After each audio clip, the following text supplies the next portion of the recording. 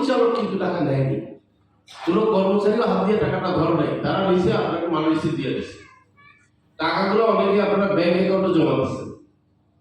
সুতরাং কোম্পানির টাকা দিবে বর্তমান কোনো কর্তৃপক্ষ, সেটা আমির হোসেন হলেও দিতে হবে, আবু হাবু বকুল মুকুল হলেও দিতে হবে। বর্তমান কর্তৃপক্ষ কিন্তু আপনাদের টাকা ফেরত দিতে হবে।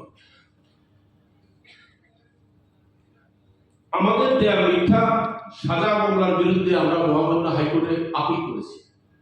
আপনারা জানেন সে আপিল অ্যাকসেপ্ট হয়েছে এবং এটা শুনানির অবস্থা আছে। তাই আমরা এখন সাজাপ্রাপ্ত এই তকমা দিয়া বক্তৃতা দেওয়ার কোনো সুযোগ নাই, কারণ যতক্ষণ পর্যন্ত একজন আইনমন্ত্রী বলেছেন এবং একটা আইনজীবী বলেছেন, যতক্ষণ পর্যন্ত মহামান্য সুপ্রিম কোর্টের আপিল বিভাগে চূড়ান্ত রায় নিষ্পত্তি হবে না হয়ে একজন লোক কনভিক্টেড এটা না হবে, ততক্ষণ তাকে সাজাপ্রাপ্ত করা যাবে না। ইভেন আপনি খেয়াল করেন বিগত সরকারের আমলে, আমি এটাও বলবো, বিগত সরকারের আমলে যত লোকের সাজা দেওয়া হয়েছে সব উদ্দেশ্য প্রণোদিত, সব অবৈধ।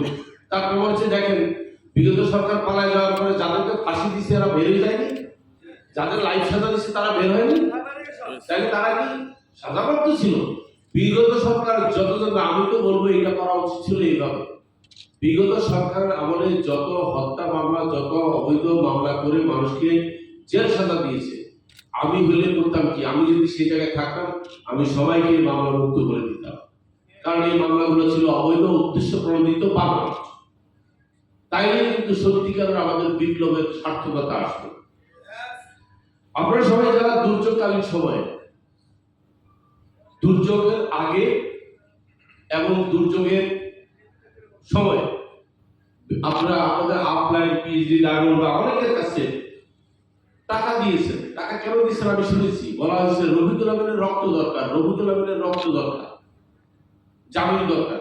এই সমস্ত মিথ্যাচার করে যারা টাকা দিয়েছে তাদের কাছে আমার একটা অনুরোধ থাকে, আপনারা আমাদের বরাবর পিএইচডি ফোরামের মাধ্যমে কিন্তু সমস্ত প্রতিবেদন দিবেন, অভিযোগ দিবেন এবং নাম উল্লেখ করে দিবেন কিন্তু, কারণ আমি আপনারা নাম উল্লেখ করে লিখলে আপনাদের এই জিনিসটাকে সাক্ষ্য হিসাবে ধরে আমি মামলা করে দেবো, ফৌজদারি মামলা, যে আমার নাম বিক্রি করে অমুকে টাকা নিচ্ছে, 420, 46, 419, 416 সব ধারা এগুলো আমি মামলা করবো, যে আমার নাম বলে মিথ্যা কথা বলে টাকা নেওয়া হয়েছে এবং সাক্ষী হচ্ছে ওনার বক্তব্য। আপনাকে সাক্ষী না, আপনারা দয়া করে আমার কাছে এগুলো পাঠাবেন এবং এটা পিএইচডি ফোরামের মাধ্যমে পাঠাবেন।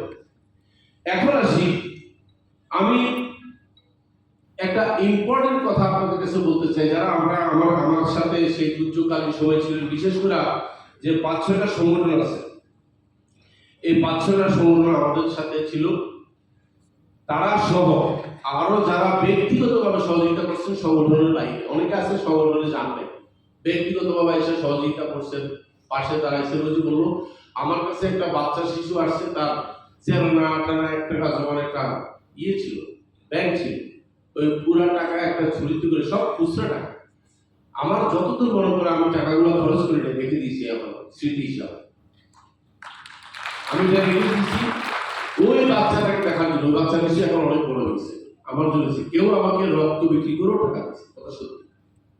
আমি খুব ভয় পেয়ে গেছি, আমি বলছি পাগলামি কেন করছে, কি দরকার ছিল? এরা আমাকে ঋণী করে ফেলেছে, এরা আমাকে ঋণী করে ফেলেছে।